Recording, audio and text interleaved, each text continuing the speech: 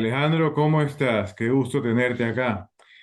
Para todos, el profesor Alejandro Godoy es un médico de medicina vascular original de Argentina.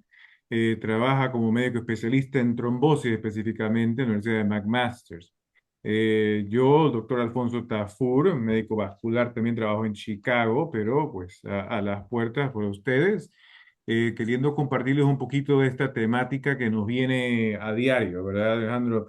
Nos viene a diario este problema de trombofilias, que es mucho lo que hacemos.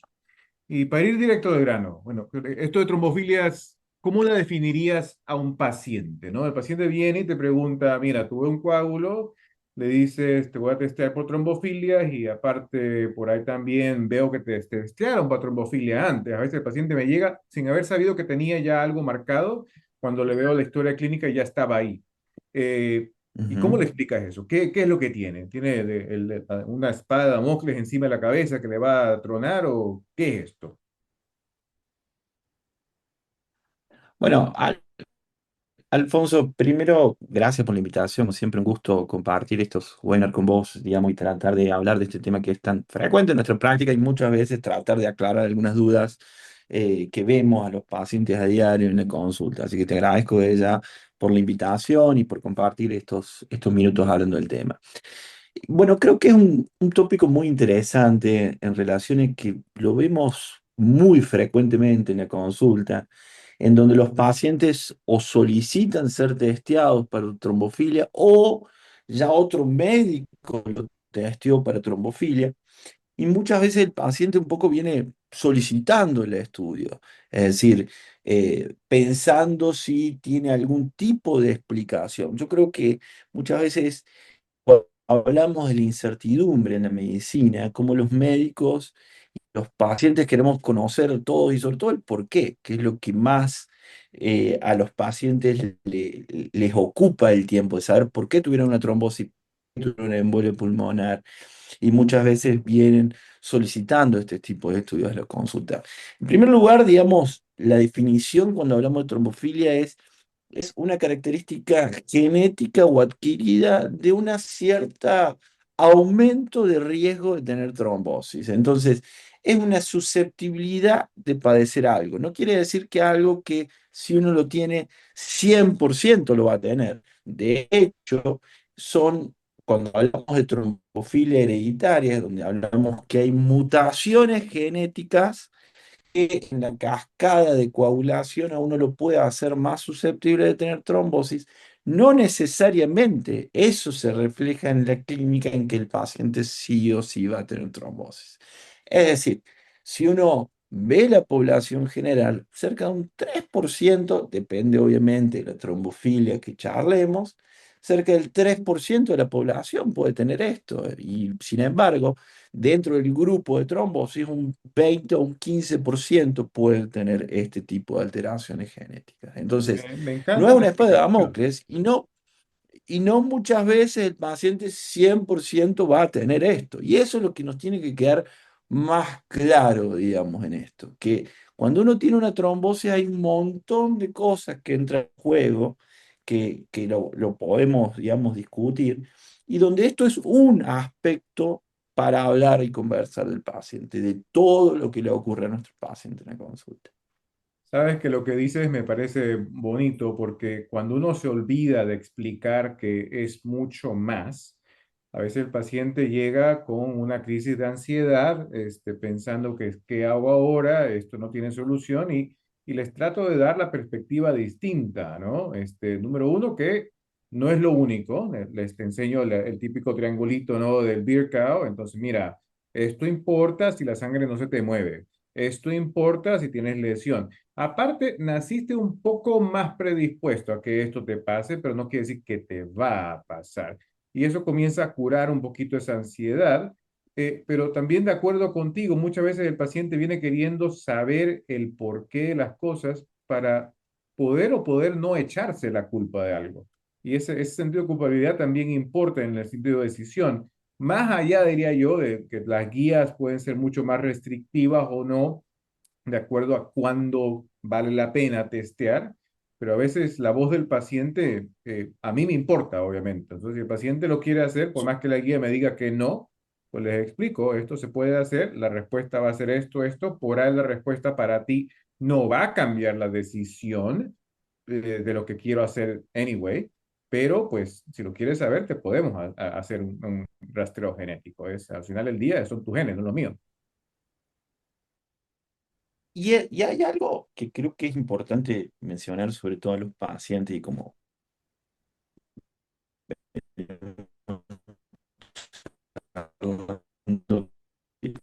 que el trombosis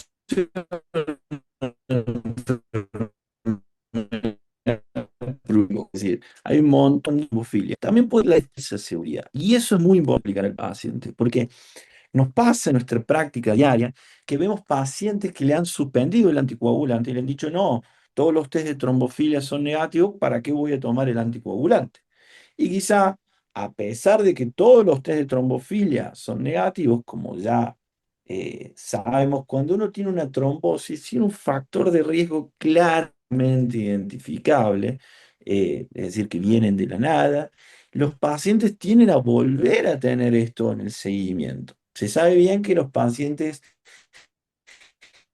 que no tienen una causa clara y son hombres, por ejemplo, a los 5 años tienen un 30% de volver a tener esto, independientemente de las pruebas de trombofilia. Entonces, muchas veces el paciente puede haber sido estudiado, puede haber estado todo negativo y también nos puede dificultar la herencia. Es decir, yo siempre les explico a los pacientes que es como la hipertensión arterial. La hipertensión arterial tiene un mecanismo, digamos, múltiple para ocasionar un resultado que es la enfermedad. Y esto es lo mismo. Entonces, la trombofilia es una pequeña proporción de esto y no necesariamente se ve reflejado que 100% le va a ocurrir algo y al resultado inverso, no necesariamente teniendo todos los resultados negativos, es que a uno no le va a pasar nada en el seguimiento.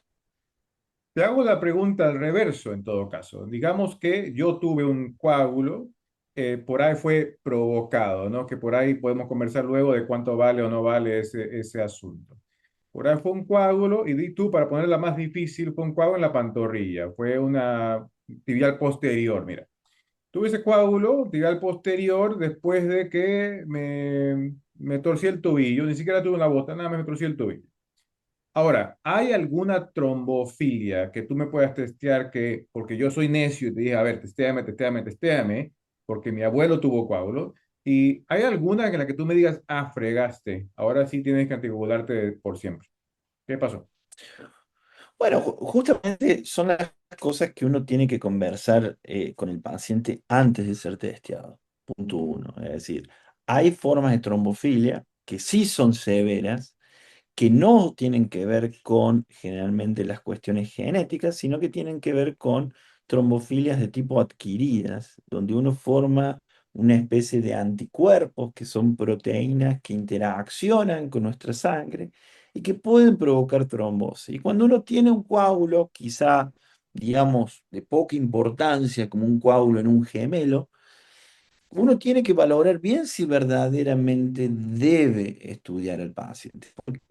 ¿Por qué digo yo esto? Porque si uno encuentra, en el caso de un síndrome antifosfolipídico, que es una forma, digamos, de trombofilia severa, si uno encuentra ese hallazgo, verdaderamente el riesgo de tener trombosis a futuro aumenta significativamente. Entonces, en ese caso, verdaderamente uno tiene que saber que si encuentra resultados, está dispuesto a estar anticoagulado de por vida en este caso, digamos.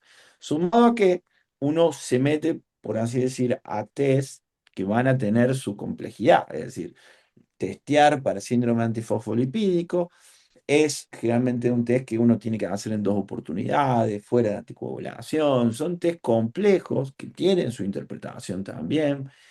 Uno tiene que saber que si uno se va a someter a eso, verdaderamente está preparado a estar anticoagulado de por vida. Y quizás estar anticoagulado por vida por una trombosis en un gemelo no sea una intervención que valga la pena. Es decir, la chance de que un trombo en un gemelo se complique o se extienda es muy baja, es menos del 5%. Entonces, verdaderamente tomar el riesgo de estar anticoagulado de por vida por un trombo que quizá el daño que pueda provocar sea minúsculo, tiene que ser algo que tenemos que charlar en la consulta con nuestros pacientes.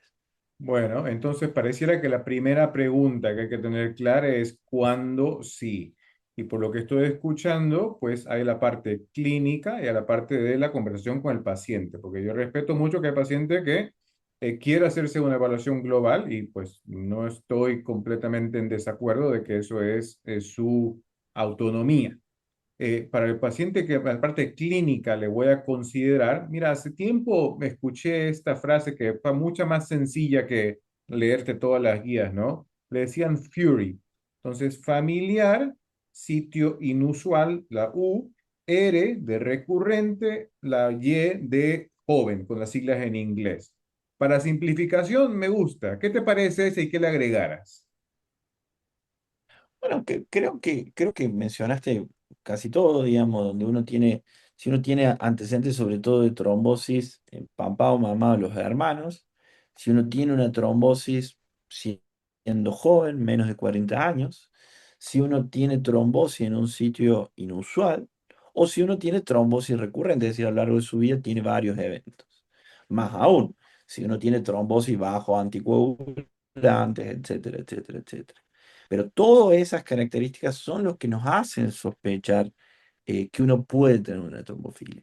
Pero creo que más allá que uno tenga todas estas características, muchas veces nos pasa en nuestra práctica que los médicos se desesperan por querer saber. Entonces uno tiene una trombosis aguda y de golpe se activa una serie de estudios durante la internación o durante el episodio agudo que solo producen, primero, más carga en gasto en salud y segundo, más carga y ansiedad en el paciente, digamos, que está enfrentando un diagnóstico agudo de trombosis. Y sabemos bien que por más que uno tenga todas estas características de trombosis recurrente, de la familia, de ser joven, etcétera, uno en periodo hiperagudo, verdaderamente no vale la pena sobrecargar de estudios e información al paciente. Y si más adelante, valorando estas cosas, uno puede decir al paciente que pasado el tratamiento agudo, va a tener una discusión valorando estas cosas, pero no quizá de forma hiperaguda en el evento donde el paciente tiene miedo, dolor, falta de aire, etcétera, etcétera, etcétera. Genial, porque el concepto pues es justamente el falso positivo, el test que realmente no fue de verdad, o sea, la típica, ¿cuántas veces nos ha llegado una deficiencia de proteína S que pues no, o sea, simplemente fue testeada en agudo y no fue de verdad? Y más Claro. allá, como bien lo dice, a veces hay que saber cuál prueba utilizar. De manera absurda me llegan pacientes con deficiencia de proteína S cuando se le hizo el funcional como fuera de screening, que es lo contrario, y aparte tiene un factor 5 Leiden comprobado que pues también puede afectar la prueba funcional. Entonces, ¿cuándo testearlo? No solamente cuándo clínicamente, sino cuándo en el momento de la trayectoria, completamente de acuerdo. Exacto. Ahora, hay algunas que yo sí no quisiera tener. Por ahí si me dices, mira, Alfonso, te salió un heterocigoto de NTHFR, me digo, está bien, no me importa, ¿para qué me testaste eso? Y si por ahí me dices, Alfonso, ¿sabes qué? Tiene AT, deficiente de trombina, pues ahí te digo, no, no me digas eso, ¿qué pasó? Entonces, ¿cuáles son las que no quiero tener nunca? A ver, ¿cuáles son las malas? Yo creo que si vamos a lo genético, el déficit de antitrombina es la peor trombofilia que nos puede tocar, digamos, dentro del sorteo. Por suerte, es muy poco frecuente, entre el 0,2 o el 2%, 0,2% de la población tiene ese tipo de trombofilia.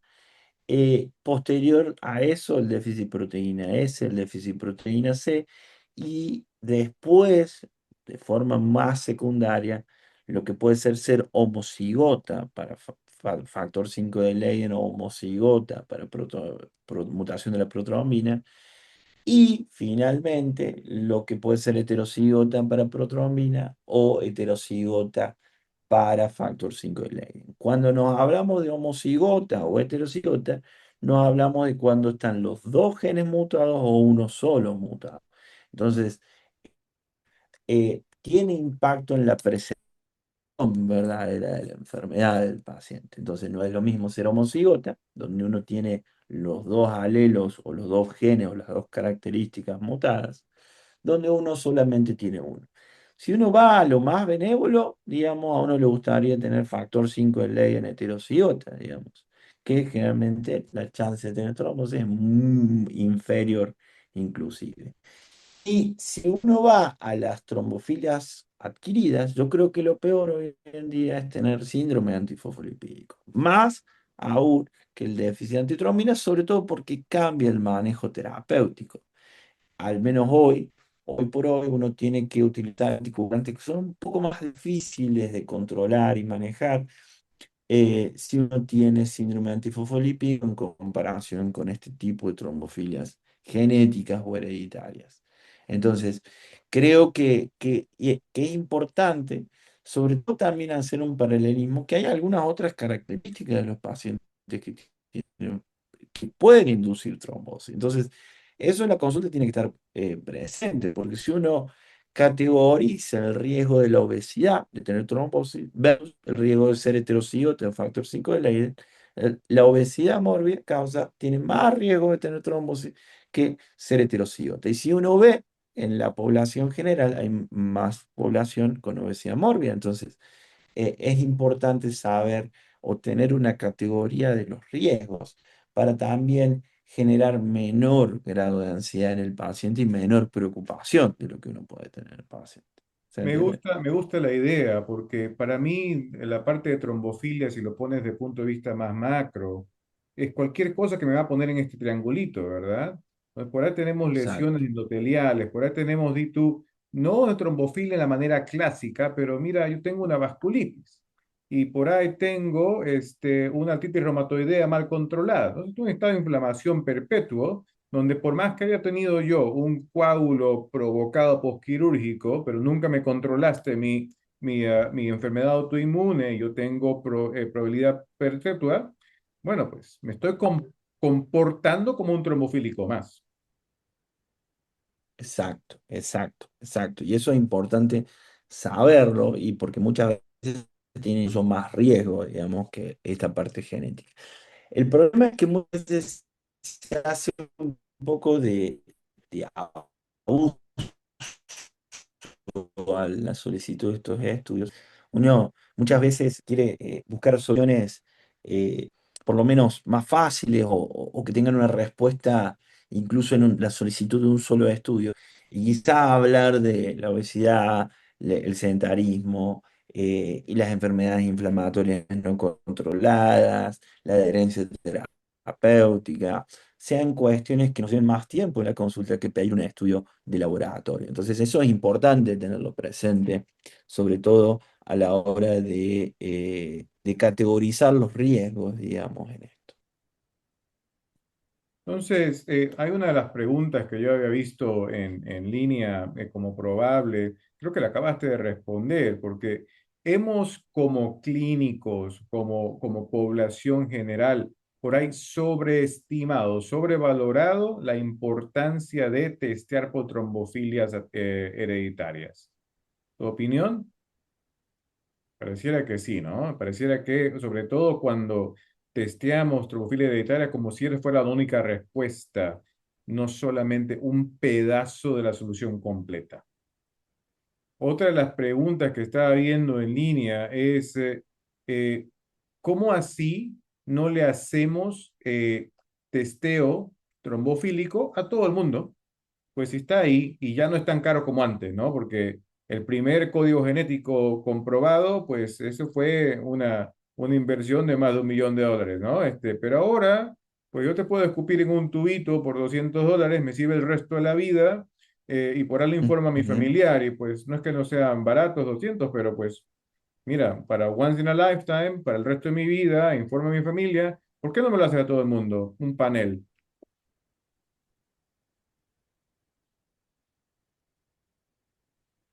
Bueno, yo pienso sobre todo porque no cambia las decisiones terapéuticas en esto, digamos. Entonces, eh, creo que uno verdaderamente también induce una carga emocional y de enfermedad en la población. Es decir, uno si hace un screening universal, esto induce una carga de ansiedad, de enfermedad, y donde también tiene connotaciones a nivel de los seguros de salud, de los gastos hospitalarios, etcétera. Entonces, verdaderamente hacer un screening universal, creo que genera un rasgo de enfermedad, genera ansiedad y también genera, como digo yo, un cargo en lo que son los seguros de salud y la utilización de los recursos, por supuesto, más teniendo en cuenta que verdaderamente la predicción de que ocurra un evento es baja. Bueno, espérate, qué tal? Voy a ser de Devil Advocate aquí, ¿no? Porque yo por ahí me hago un estudio poligénico. Y hablemos de costo y de preservación de salud. Un estudio poligénico en el que yo me puedo hacer mi genoma entero. Mi genoma entero me lo puedo sacar por $300. Dale, entonces eso me va a informar cuál es mi probabilidad de tener fibrilación atrial, cuál es mi probabilidad de tener un coágulo, cuál es mi probabilidad de tener enfermedad cardíaca temprana, cuál es mi probabilidad de tener cáncer. Ahora, si vamos al punto de vista de salud poblacional, para predecirme todas esas enfermedades, ¿qué te parece? ¿No crees que de aquí a 5 años la comparación va a ser completamente distinta? Porque se me hace, francamente, que la posibilidad de hacer estudios poligénicos van a cambiar esta retórica de que no es valor eficiente.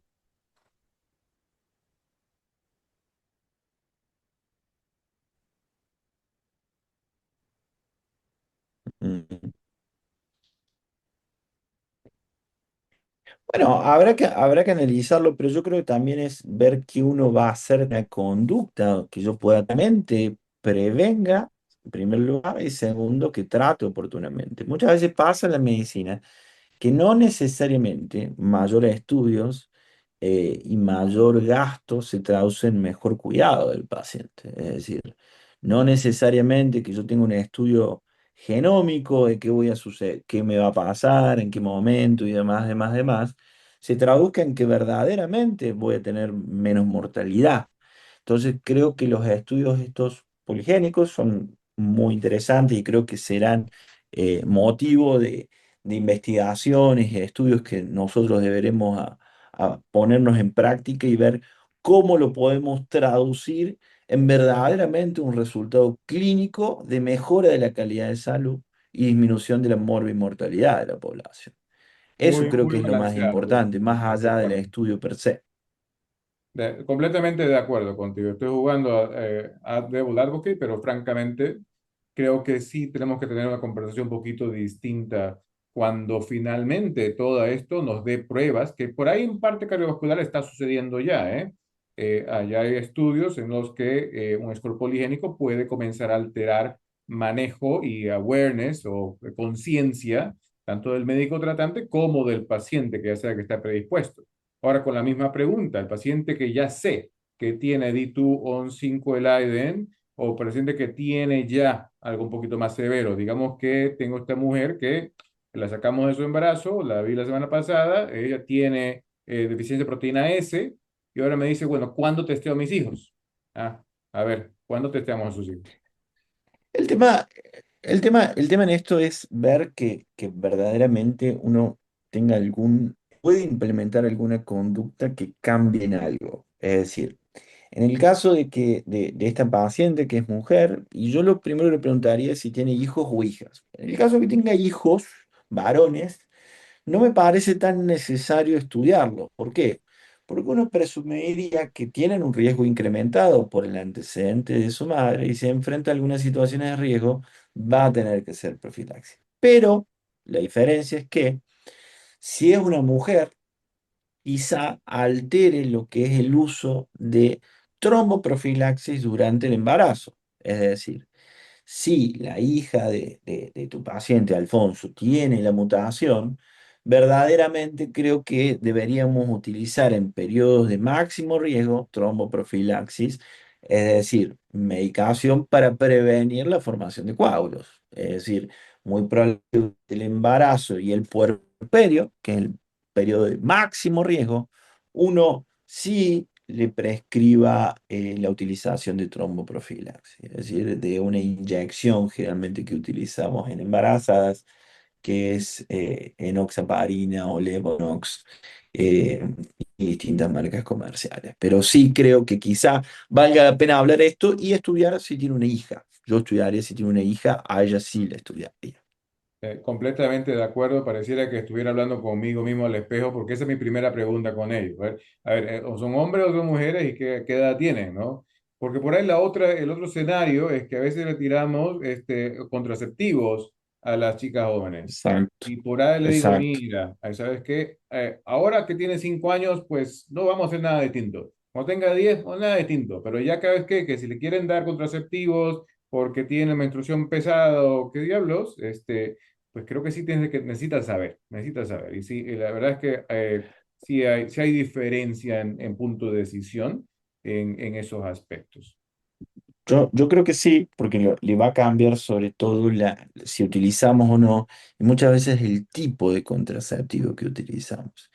Es importante también tener la charla que no implica, y esto hay que resaltarlo, que la hija o incluso la paciente puede quedar sin ningún anticonceptivo. Eso es importante también mencionarlo y hay que discutirlo con el paciente los anticonceptivos que son seguros en la gente que tenga historia personal de trombosis o que tenga alguna patología que lo predisponga a la trombosis. ¿Por qué?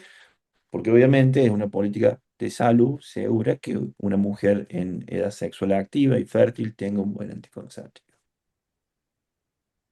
Oye, antes conversabas del antifosfolipídico, que igual yo le tengo mucho respeto para los pacientes, a la audiencia. Bueno, pues me puede dar solamente no parte trombótica venosa, pero también en las arterias me da un stroke o parte, por ahí lo supimos porque esta persona tiene pérdida de embarazo con recurrencia y falla de desarrollo fetal. Pero, ¿qué tal si el anticuerpo se va? Que a veces, de hecho, hoy mismo tuve este paciente que tiene 4 strokes, Sí, tiene un tipo lipídico, y a alguien se le ocurrió testearle el bendito anticoagulante otra vez, que después que tuvo positivo 2 veces, y se le fue. Y me pregunta el neurólogo, se le fue, ¿qué hago? no. Espero al Y quinto. creo, y creo que muchas veces, como venimos charlando, creo que en toda la conversación, pedir más estudios muchas veces pueden no aclarar las cosas, pueden empeorar las cosas. Y este es un claro ejemplo de que donde muchas veces uno si retestea, incluso puede generar duda en el paciente y duda en el médico, ¿no? Creo que por más que se negativice, digamos, los anticuerpos, lamentablemente el paciente sigue teniendo la enfermedad, porque en un momento los positivizó, lo tuvo, y creo que en el paciente que vos estás mencionando es claramente un paciente de mucho riesgo, y por más que un resultado, digamos, puede oscilar en el tiempo, la detección, no necesariamente hace que sea seguro suspender el anticoagulante. Y eso hay que explicárselo al paciente, de que más allá que uno negativice los anticuerpos, la enfermedad lamentablemente está. Puede tener episodios donde eso cambie, pero no necesariamente lo hace seguro suspender el anticoagulante. Genial, completamente de acuerdo. Después de haber tenido 4 strokes, quiere que le cambie la terapéutica, mira, no, no va a pasar. Ya cuando sale No, petróleo hay que dejar de cavar, olvídate. Usted tiene antifosfolipídico hasta que me cambie la exacto. opinión. Exactamente, exactamente, exactamente. Estoy 100% de acuerdo. Eh, Cáncer, ¿lo consideras algún tipo de trombofilia en el punto macro? Porque a veces nos enfocamos tanto en buscar el 5-La, en buscar el gen de protrombina, y se nos come la idea de que este señor no tenía es cáncer de screening apropiado. Entonces, ¿cómo afrontas Yo, esa evaluación en tu paciente con coagulopatía? yo creo que primero, digamos, lo primero que uno tiene que hablar es que tener trombosis tampoco no es igual a que tenga un cáncer oculto. Y eso es importante hablarlo, porque muchas veces puede haber algún grado de desinformación, porque el paciente lee por internet o algún médico o alguien le cuenta el caso que un conocido debutó con una trombosis y tenía un cáncer. Entonces, en primer lugar, hay que saber que es cierto que hay una asociación entre que los pacientes con cáncer tienen riesgo incrementado de tener trombosis, pero no necesariamente tener trombosis implica que sí o sí uno tiene cáncer. Entonces, Es una realidad que el cáncer o las enfermedades oncológicas provocan sustancias que aumentan la chance de tener trombosis.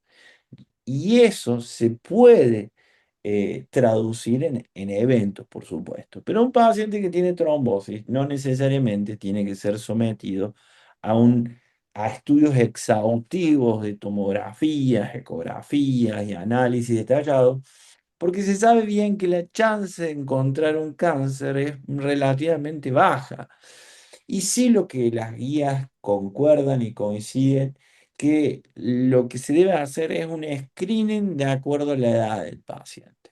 Es decir, si es una mujer joven en edad reproductiva, tiene que tener su chequeo ginecológico; si es un hombre, tiene que tener su chequeo prostáticos, y ambos sexos tener una buena colonoscopia para screening de cáncer de colon, si amerita la edad, etcétera. Entonces, no hay que sobrecargar de estudios, sino saber que el paciente tiene que tener un control médico como debe hacerlo para la edad al momento de presentación. Y Me en alegra. caso de que se encuentre que tenga una neoplasia, bueno, hay que saber de que es un paciente de mucho cuidado. Es decir, cuando uno verdaderamente tiene cáncer y tiene trombosis, sabemos que son pacientes que tienen un riesgo incrementado a volver a tenerlo. Entonces son pacientes de muchísimo cuidado. Entonces son pacientes donde uno va a ser muy cuidadoso a la hora de prescribir anticoagulantes, muy cuidadoso a cualquier interrupción que uno deba hacer con los anticoagulantes. Entonces, eso es importante, más allá del factor 5 de Leiden, uno como médico sabemos bien que los pacientes que tienen cáncer, tienen trombosis, son pacientes de alto riesgo y uno tiene que estar muy atento en el cuidado. De hecho, con el ejemplo que pusiste antes, si tengo un paciente con un coágulo en el gemelo, un coágulo de pantorrilla, con cáncer, pues sí, ese paciente sí te voy a decir, usted necesita quedarse en mantenimiento. Mientras que me cuesta buscar otro escenario donde que un coágulo de pantorrilla único, casi que en ningún otro escenario te voy a decir, usted necesita anticoagulante por vida. Exactamente, exactamente. Entonces, creo que es importante eso. Siempre se trata de ver el riesgo del paciente. Oye, nosotros somos sudacas y ya hablamos del 5-Leiden, de protrombina, ACS, AT, antitrombina, antifosfolipídico, pero como sudacas te tiro tres que por ahí habría que conversarlos en nuestra raza, ¿verdad? ¿Qué haces con lipoproteína A? ¿Qué haces con metiltetriofolasa reductasa, que por ahí hasta el 40% de los latinos tenemos? ¿Y qué haces con un sickle cell? ¿Qué haces con una drepanocytosis? Que más allá de raza negra, nosotros tenemos mucho de eso. ¿Esos son trombofilias, sí o no? Te pongo en el juego. Yo creo que en relación, en primer lugar, con la tetrahidrofolato reductasa que nombraste, creo que es una mutación que es altísima la prevalencia que tiene, en primer lugar, y que verdaderamente no hay una correlación significativa en los eventos trombóticos. Fue una mutación que hace mucho tiempo atrás, en primer lugar, se la asoció fielmente, pero después se vio que la asociación no era tal y que cualquier tipo de intervención verdaderamente no cambiaba el riesgo, y que era altamente prevalente en la población. Entonces, hoy en día las guías recomiendan no estudiarlos, en primer lugar. En relación a la lipoproteína A, creo que es una pregunta muy interesante, en virtud que se ha visto que niveles elevados de lipoproteína A se asocian a eventos de tromboembolismo. eh, pero lamentablemente no hay ningún estudio, al menos en mi conocimiento, Alfonso, y vos me vas a también ayudar en esto. No hay ningún estudio que haya mostrado que el descenso de lipoproteína A de haga descender el riesgo de tener trombosis y tromboembolismo. Entonces, eh, uno puede solicitarlo, sí, creo que sí, y que es información útil, pero la cuestión es cómo usamos la información. La lipoproteína A es un marcador de riesgo cardiovascular, sobre todo de eventos cardiovasculares, Y en pacientes que tengan trombosis venosa hay una asociación, pero no verdaderamente hay estrategias donde hayan mostrado que el descenso se traduzcan en un resultado clínico, que es que el paciente disminuye la chance de volver a tener una trombosis. Entonces, quizá como vos dijiste, en Sudamérica, que los recursos somos un poco más cuidadosos, o debemos serlo, eh, estudiarlo por solamente el hecho de haber tenido una trombosis venosa, creo que hay que charlarlo profundamente con el paciente. Y en relación con el sickle cell, digamos, creo que obviamente aumenta la predisposición, pero no creo que sea algo que verdaderamente justifique el estudio, digamos, de pacientes. No sé vos en tu práctica clínica qué haces, Alfonso. Buena, pues en MTHFR, en metiltetrofurlasa reductasa, creo que coincidimos enormemente.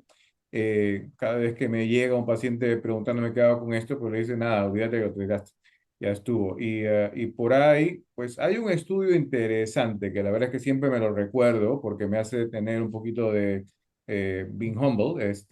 Hubo un estudio de más o menos 23.000 pacientes en China donde en el subanálisis hubo algo en relación con stroke. Y bueno, por ahí tiene algo de interesante, pero nunca nadie ha replicado algo similar en nuestra área del mundo. Entonces, francamente, el MTHFR usualmente digo, mira, no se teste eso y pues si quieren tratarse la homocisteína, pues allá usted, pero realmente no tenemos algo que valga la pena decirle, usted necesita clasificarse como trombofílico. ¿Qué tal en lipoproteína A? Bueno, te voy a dar por la tangente, porque las guías nuevas de colesterol dicen que todo el mundo se merece tenerla testada alguna vez. Bueno, entonces por ahí te Alguna digo, vez, ¿cierto? por ahí te digo, yo Estaría bueno. como médico vascular te digo, tú llegaste a mí porque te tuviste el coágulo en la pantorrilla, y by the way, nunca te han testeado esto, te lo voy a testear igual. De una manera u otra, zafo. Que si tiene correlación con trombosis venosa profunda. Ah, discutible, ¿verdad? La verdad es que esos intervalos de confianza como que parece que sí o parece que no. Que si predice peor Exacto. stroke, pues sí, sí, sí. O sea, si es un marcador de Eso stroke, si es sí. un marcador vascular.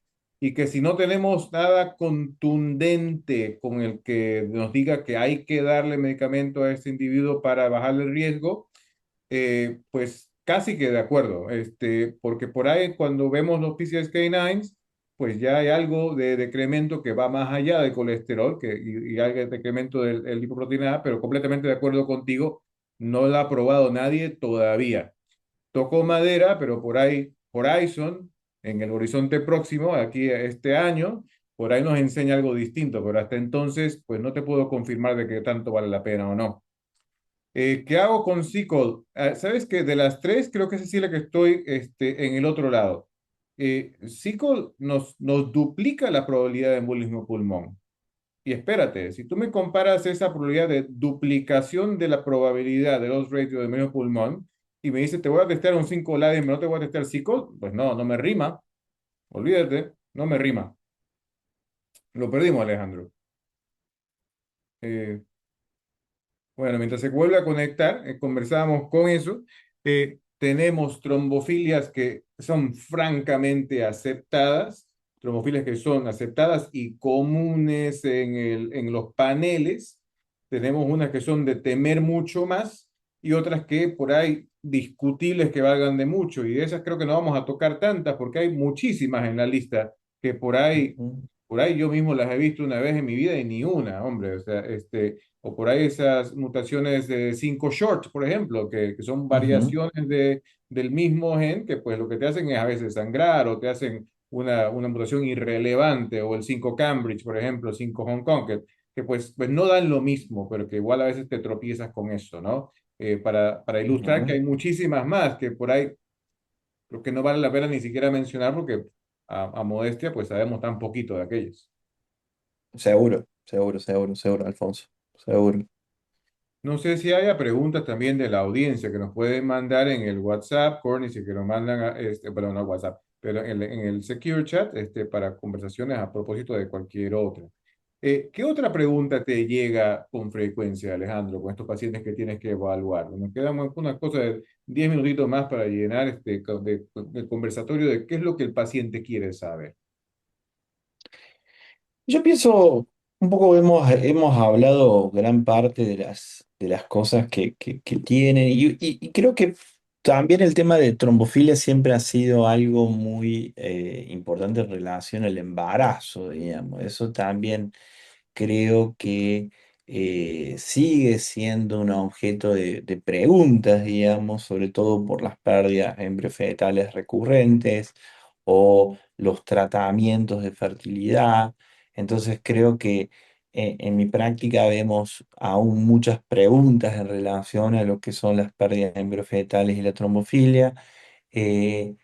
eh, Aparte de todo lo que creo que hemos discutido, digamos, a lo largo de la charla. Y creo que en el caso de esto de trombofilias y la parte obstétrica o de fertilidad, creo que es incluso más complejo el abordaje porque generalmente la asociación generalmente es más pobre, salvo en el síndrome antifosfolipídico, y creo que uno tiene que hablar y explicarlo ahí con claro detalle, al menos eso es lo que me llega en la práctica clínica a diario. Vos, Alfonso, ¿qué otras cosas te llegan Sabes en que esto? ahora que tocabas el tema de embarazo, creo que algo de lo que no hablamos suficiente es que muchas veces ese coágulo asociado a contraceptivo, y no tienes nada más que Ujú, contraceptivo, usualmente, históricamente, lo decíamos Provoke, pese a que realmente no cuela en la definición propia de Provoke, la probabilidad es muy pequeña realmente en población.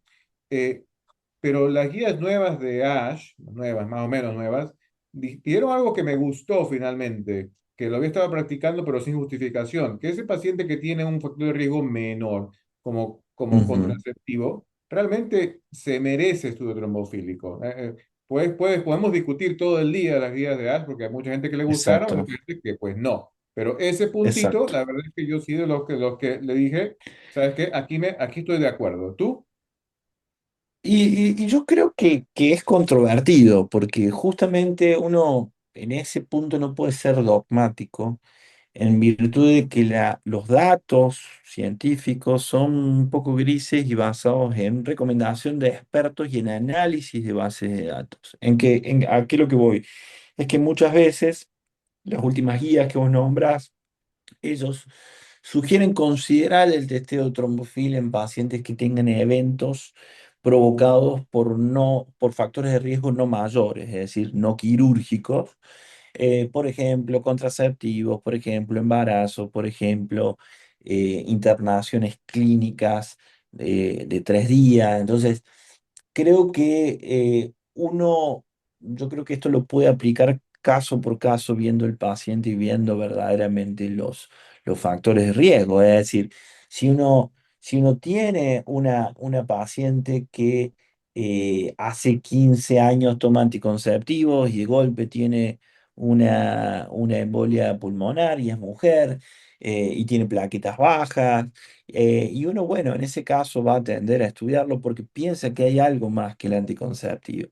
Pero en el caso que sea un paciente añoso que comienza la terapia de anticoncepción o estrogénico o reemplazo hormonal, uno en ese caso pensaría que puede corresponder más al factor de riesgo. Entonces, si uno lo lleva a la práctica clínica, creo que uno, al menos yo lo aplico caso a caso, dependiendo lo que veo en el paciente que puede haber sido el responsable de esto y no pidiendo indiscriminadamente, sobre todo porque los resultados pueden alterar, digamos, lo que encuentro. ¿Mm?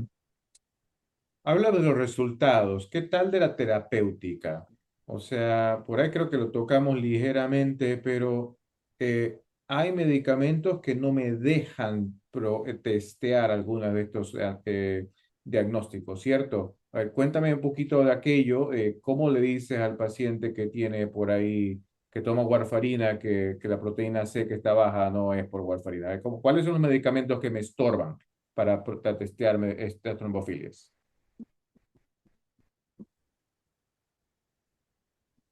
Bueno, digamos, hay que conocer justamente su rivaroxaban o el episodio agudo de trombosis, puede disminuir algunos de estos estados o estas proteínas anticoagulantes naturales.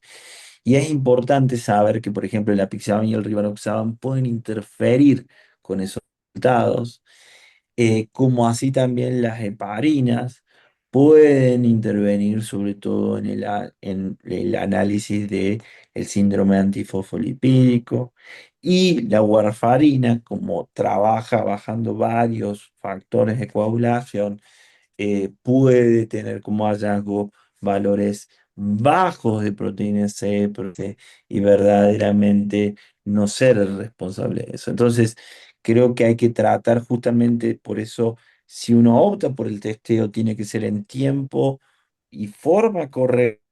Congeló un poquito, pero agregara a aquello que a veces va para los dos lados, ¿no? Entonces tú me estás diciendo de las que bajan, de las que hacen el falso positivo, de acuerdo, y por ahí, mira, tuve una paciente no hace tanto, menos, unos 3, 4 meses.